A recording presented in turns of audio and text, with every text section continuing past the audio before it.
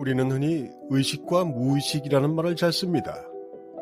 무의식적으로 손을 내밀었다든가 의식과 무의식이 혼재하는 상태라고 하든가 어렵지 않게 쓰는 용어에 해당하죠.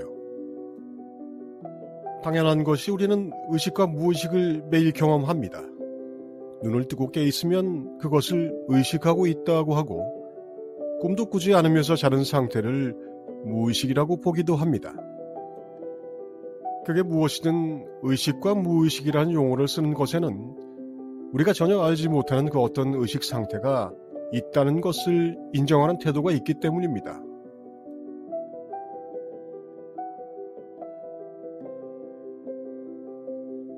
무의식이라는 용어는 심리학에서 나온 것으로 역사가 길지 않다는 것을 우리는 잘 알고 있습니다. 물론 서구 심리학을 기준으로 할 때이고 항상 예외가 있으니 불교의 유식학입니다. 어쨌든 우리가 흔히 잘 쓰는 무의식이라는 용어는 그렇게 단순하지 않습니다. 심리학이 계속 발달하면서 무의식에도 여러 가지 종류가 있다는 가설이 제기됐습니다. 그리고 그 내용이나 접근 방식에 따라 무의식의 영역이 조금 다르다는 것이 밝혀지고 있는데요. 오늘은 영적 지식을 이해하는 측면에서 무의식을 잠깐 살펴보기로 하죠.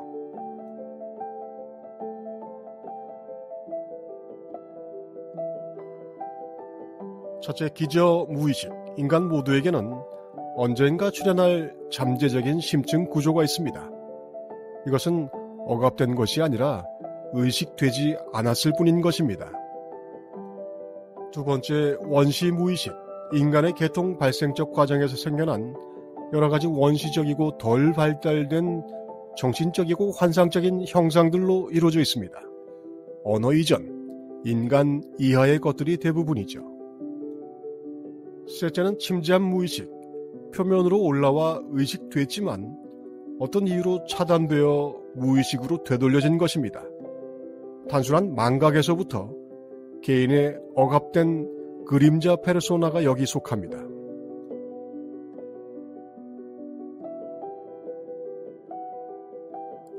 네 번째, 내재 무의식. 억압된 것이 아님에도 무의식적으로 기능하는 상태입니다. 예를 들어 에고는 그 자체가 무의식적입니다. 에고와의 동일시로 에고를 제대로 볼 수 없는, 그래서 에고를 좀비 상태라고도 합니다. 다섯째, 창발 무의식. 우리 안에는 아직 출현할 길을 갖지 못한 초개인적 영역의 심층 구조들이 있습니다. 에고가 상위 영역도 억압할 수 있으므로 높은 정신 수준이 닫힐 수 있습니다. 결국 우리가 수행을 하고 명상을 하는 것은 이런 무의식적인 면까지 영향을 미치고자 하는 것입니다. 무의식이라는 것을 이렇게 구분해 놓고 볼 수 있다는 것도 알 필요가 있죠.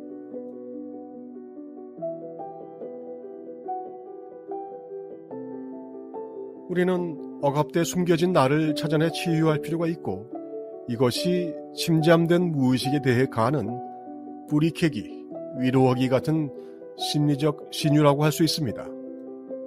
치유는 억지로 뭘 하는 것이 아니라 있는 그대로를 드러내는 것으로 충분합니다. 그 상태를 알아내는 순간 에고의 저항과 마주치겠지만 결심한다면 해소할 수 있는 것들입니다.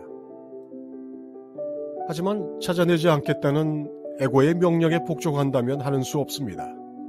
이 사람의 억압된 무의식은 다른 방향으로 튀어오를 힘을 차곡차곡 축적합니다. 인생이 가르쳐 줍니다.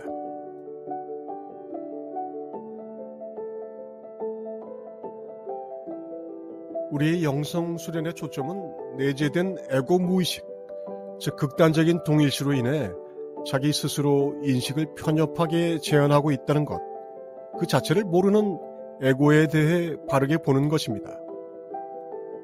에고를 바르게 보는 일은 무의식을 깨워내는 일이기도 합니다. 일상의식 자체가 무의식적인 상황이 바로 에고의식이라서 영성 수련의 핵심적 과정이 바로 정직하게 나를 보는 것이죠.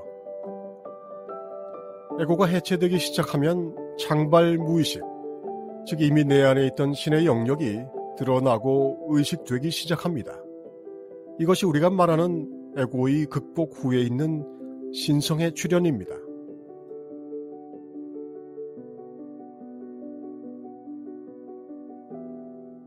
무의식에 대한 이해가 없으면 찾아내어 해소해야 할 것과 개발해야 할 것들을 무시해버릴 수 있습니다. 또한 똑바로 인지해서 해결해야 할 것들을 잘 구분할 수 없을 수 있습니다. 무의식이라는 것에 대해 그저 두렵고 무섭고 그래서 멀리하는 것은 올바른 해결책이 아니죠.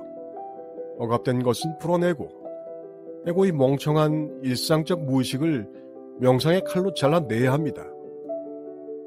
그렇게 해서 드러난 창발 무의식은 비록 무의식이라는 이름이 붙긴 했지만 내 안에 묻혀있던 신성이라는 것을 우리는 이제 알게 됐습니다.